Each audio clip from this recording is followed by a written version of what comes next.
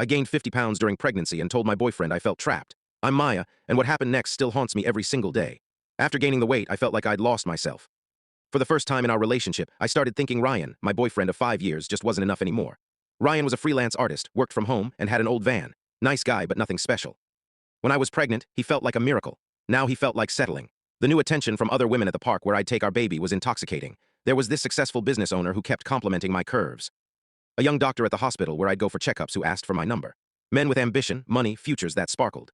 One night after a few glasses of wine, I looked at Ryan sitting there in his same old hoodie watching Netflix like every other night, and I just snapped. I feel trapped, I said. I deserve someone better, someone who matches my new life, someone successful. I expected him to fight for me, to promise he'd change, to get emotional.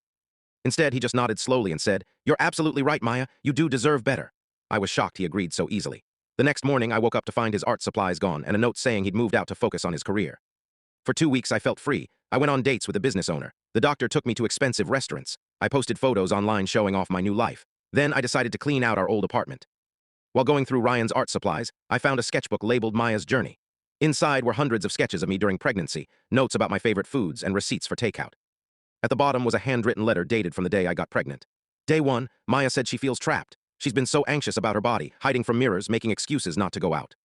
I'm going to document everything so she can see how strong she is when she needs it most. Research shows that believing in someone can increase their confidence.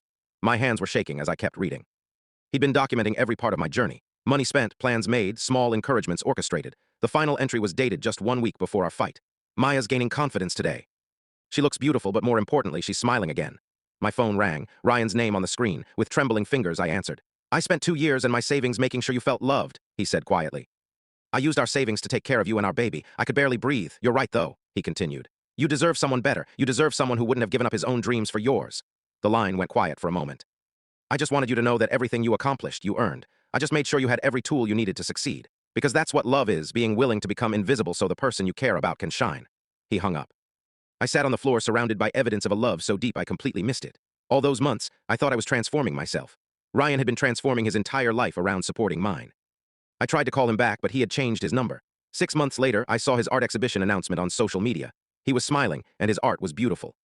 What hurt was seeing him happy without me, like I'd been holding him back.